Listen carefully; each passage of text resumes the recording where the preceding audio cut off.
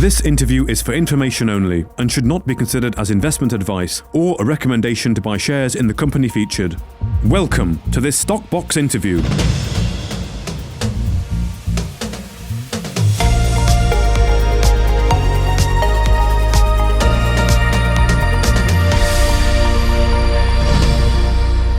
Hello, welcome to Stockbox. Botswana Diamonds PLC have just released an RNS identifying 7 new Kimberlite anomalies in Botswana. Now, here to tell us more is James Campbell, Managing Director at Botswana Diamonds. Welcome back, James.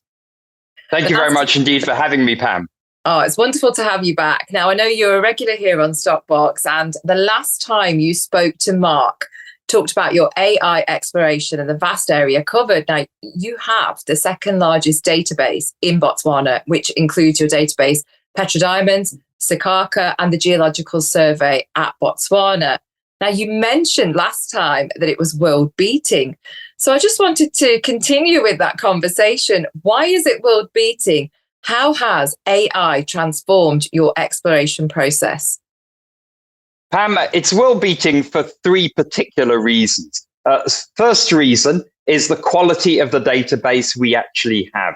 We've got just under 100,000 square kilometers of data, just under 400,000 line kilometers of geophysics, 32,000 drill logs, 228,000 soil samples, etc. So we've got a very large database which comes from 3 sources.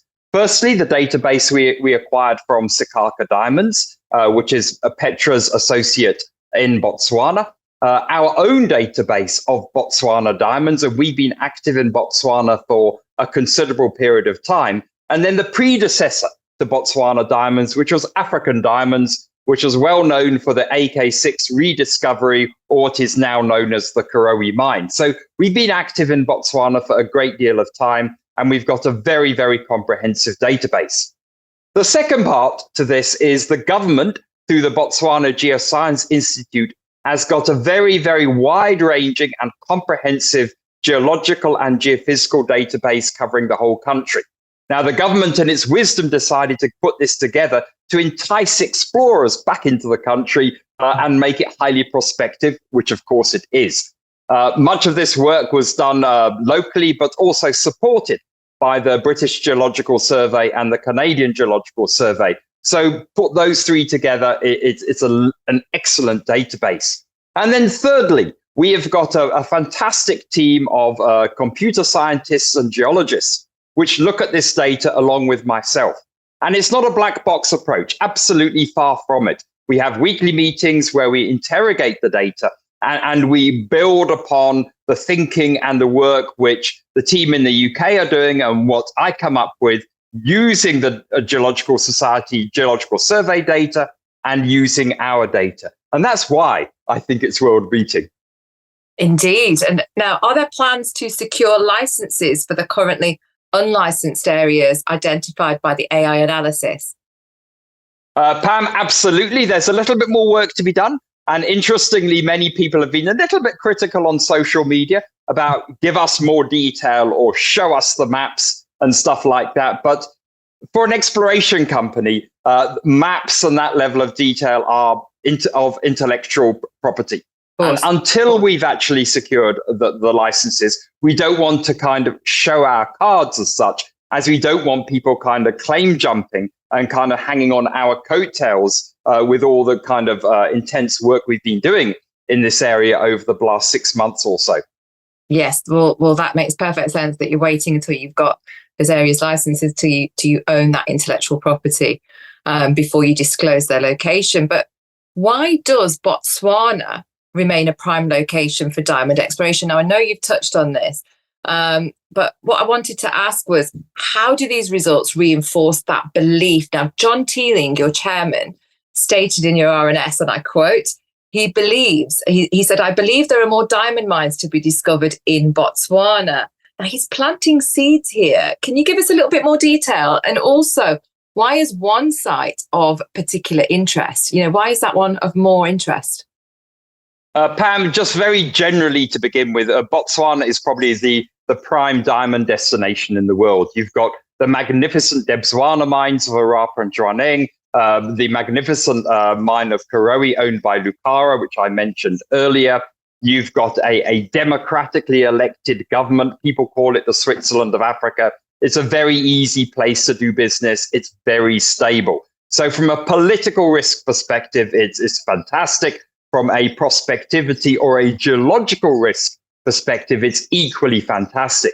What we're specifically looking at are what we call type 2 kimberlites, group 2 kimberlites. And group 2 kimberlites tend to be those which are ilmenite poor and non-magnetic. So most of the kimberlites in Botswana, with the exception of KX36, which is our project, tend to be group 1 kimberlites. And we believe that there's not just 1 or 2 group 2 kimberlites in Botswana, but there are many, many more to be found. And this is why our chairman actually said that he believes there are many more to be found, as we believe there are many more to be found too as well. And in fact, we are specifically looking for those kind of kimberlites in our artificial intelligence survey because they are more difficult to find, and you need a technique such as artificial intelligence to find them. And why is one site of more particular interest than the others? It's wise. I'm obviously not going to give you a very detailed answer on this because other people might kind of try and find it. But how we approach the artificial intelligence is not just putting all the data into a black box and kind of hoping that we're going to find some results, but it's a highly interrogative kind of process. And out of this process, we found what we believe to be perhaps a new cluster of kimberlites. It met all the kimberlitic criteria that we actually have put into the artificial intelligence system. And because it met all the criteria and because it was more cluster-like rather than just a specific kimberlite, this is why we're particularly enthused about it.